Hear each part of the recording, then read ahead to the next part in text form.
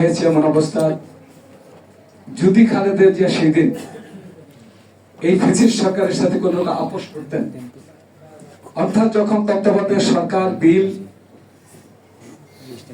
অর্থাৎ তত্ত্বাবধায়ক সরকারের বিল দিয়ে সেই বিলটিকে তত্ত্বাবধায়ক সরকারকে বাতিল করে দিয়ে দলীয় সরকারের অধীনে নির্বাচন আনলেন, ঠিক সেই মুহূর্তেই বাংলাদেশের জাতীয়তাবাদী দল অর্থাৎ এই গণতান্ত্রিক দেশপ্রেমিক মানুষ খালেদা জিয়ার সাথে ঐক্যবদ্ধ হয়ে বললেন নো, যে রক্তের বিনিময়, যে ত্যাগের বিনিময়, যে তত্ত্বাবধায়ক সরকার বাংলাদেশের মানুষের কাছে সমাদৃত লাভ করেছে এবং সেই তত্ত্বাবধায়কের মধ্য দিয়ে আমরা পরবর্তী নির্বাচনগুলো চাই এবং তত্ত্বাবধায়ক সরকার নির্বাচিত না দেওয়া পর্যন্ত আমি বেগম খালেদা জিয়া কোনো নির্বাচনে অংশগ্রহণ করব না। তারপরে যত রকম দুর্যোগ বলেন, যত রকম হামলা মামলা যাহা কিছু দরকার, তৎকালীন সরকার অর্থাৎ এই ফ্যাসিস্ট শেখ হাসিনা সরকার খালেদা জিয়াকে জেলে নিলেন, আমাদের হাজার হাজার নেতা কর্মীকে গ্রেফতার করা হলো, একজন এমপি ইলিয়াস আলীকে গুম করার থেকে শুরু করে প্রায় 1000 নেতা কর্মীকে গুম করলেন। তারপরে কিন্তু এই স্বৈরাচারী সরকারের সাথে বাংলাদেশ জাতীয়তাবাদী দল এবং গণতান্ত্রিক দলগুলো তার সাথে আপোষ করে নাই বিদায় 5 তারিখের জন্ম হয়েছে, 5ই আগস্টের জন্ম হয়েছে। এই সরকারকে বলতে চাই, শুধুমাত্র 5ই আগস্টের আন্দোলনের মধ্য দিয়ে এই সরকারের সৃষ্টি হয় নাই, 15 বছরের আন্দোলন সংগ্রাম হত্যা নির্যাতনের মধ্য দিয়ে এই সরকারের সৃষ্টি হয়েছে। আমাদের নেতা ভারপ্রাপ্ত চেয়ারম্যান তারেক রহমান দেশের বাইরে থাকলে তার বিরুদ্ধে 11 সরকার যে মামলা দিয়েছিলেন, সেই মামলার ধারাবাহিকতায় সমস্ত মিথ্যা মামলার মধ্য দিয়ে তাকে দেশান্তরিত রাখলেন। তার বিরুদ্ধে অনেক মামলা দিয়েছেন, কিন্তু তারেক রহমান বেগম খালেদা জিয়াকে যখন কারাগারে নিলেন, সাজা দিলেন, তিনি আবার জাতির কাছে ঘোষণা দিলেন, যেমন জিয়াউর রহমান ঘোষণা দিয়েছিলেন মুক্তিযুদ্ধের ঘোষণা, জাতীয় ঐক্যবদ্ধভাবে বাংলাদেশ স্বাধীন করেছিলেন, তদ্রূপ তারই সন্তান তারেক রহমান এ দলের দায়িত্বভার গ্রহণ করে তিনি জাতির উদ্দেশ্যে বলেছিলেন, যতক্ষণ পর্যন্ত না, যতদিন পর্যন্ত না এই স্বৈরাচারী সরকারের পতন না হবে, এই ফ্যাসিস্ট সরকারের পতন না হবে, আমি তারেক রহমান বাংলাদেশের জনগণের পাশে আছি, থাকবো সর্বদিন পর্যন্ত। তার নেতৃত্বে বাংলাদেশের 64টি দল ঐক্যবদ্ধ হয়েছে। আমার ভাই এখানে আমার পাশে আছেন।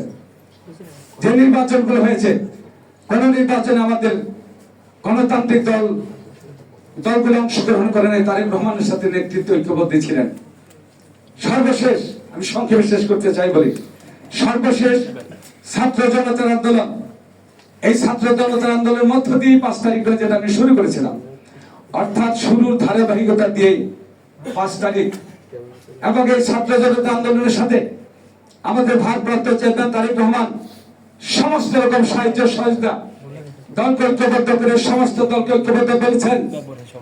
রাজকের ছাত্র জনতার আন্দোলনের সাথে একত্রতা ঘোষণা করে এই স্বৈরাচারী সরকারের পতনকে ত্বরান্বিত করতে হবে। তাই আমরা সেই দিন এদেশের মেহনতি সমাজ, এদেশের গণতান্ত্রিক সমাজ এবং সমস্ত দলগুলোকে ঐক্যবদ্ধ হবে এই ছাত্র সমাজকে সহায়তা করে 5 তারিখের মধ্য দিয়ে শেখ হাসিনা পালিয়ে যেতে বাধ্য হয়েছে। আমরা ধারণা করেছিলাম তত্ত্বাবধায়ক সরকার আসবেন, প্রফেসর ইউনূস সাহেব একজন আন্তর্জাতিক খ্যাতি সম্পন্ন নেতা, একজন ব্যক্তিত্ব, তার নেতৃত্ব হয়তোবা যে কারণে এত মায়ের বুক খালি হলো, যে অধিকার আন্দোলন নিয়ে এত ছাত্র জনতা নিহত হলেন, হয়তোবা দ্রুত তিনি ক্ষমতা গিয়ে একটি নির্বাচন দিবেন, যে নির্বাচনের মধ্য দিয়ে এদেশের মানুষ একটি সত্যিকারের শাসন ব্যবস্থা পাবে, একটি ন্যায় বিচারের শাসন ব্যবস্থা হবে, অধিকার আন্দোলন বাস্তবায়ন করবে। কিন্তু তার ব্যতিক্রম আজকে এখানে সবই যা দেখলাম, যে অনেক বলেন আন্দোলন শুরু হয়ে যাবে, তা আপনাদের কথাবার্তা দেখে তো মনে হয় এই সরকারের বিরুদ্ধে আন্দোলন শুরু হয়ে গেছে। কেন হলো এই আন্দোলন? কি কারণে আজকে এই সরকার বিতর্কিত হয়ে গেল? কি দরকার ছিল এই বশিরউদ্দিনের? কি দরকার ছিল এই ফারুকের? কেন তাদেরকে দিলেন? আপনারা কার অধিকার নষ্ট করে ছাত্র জনতা এবং দীর্ঘ সংগ্রামে যারা নিহত হলেন তাদের রক্তের উপর বেইমানি করে আজকে এই বশিরউদ্দিন এবং ফারুককে নিয়েছেন। এটার পেছনে কি রহস্য আজকে জাতিকে জানাতে হবে, কি প্রয়োজন ছিল তাদেরকে নেওয়া? আপনাদের দায়িত্ব দেওয়া হয়েছে, তত্ত্বাবধায়ক সরকার বানিয়ে দ্রুত একটি জাতীয় সরকার ঘোষণা দিবেন, জাতীয় নির্বাচন ঘোষণা দিবেন, যার নেতৃত্বে যার মধ্য দিয়ে একটি সুন্দর শাসন ব্যবস্থার জন্য, একটি রাষ্ট্র ব্যবস্থার জন্য একটি সরকার প্রতিষ্ঠিত হবে। আপনারা সে কথা না বলে পাশ কাটিয়ে বলে সংস্কার করতে হবে। একটু ধৈর্য ধরেন, যে সরকার চলে গেছে আরেকটা সরকার আসবে এমন কিছু আশা করছেন না, বিদ্রুপাত্মক ভাবে কথাগুলো বলেন না। এই জন্য আপনাদের দায়িত্বটা হয় নাই। দ্রুত নির্বাচন দিন, নির্বাচনের অধিকার আন্দোলনে দ্রুত নির্বাচন দিন।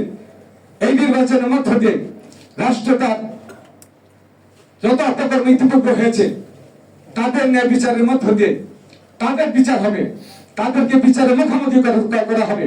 তাই আমি বক্তব্য দীর্ঘায়িত করতে চাই না।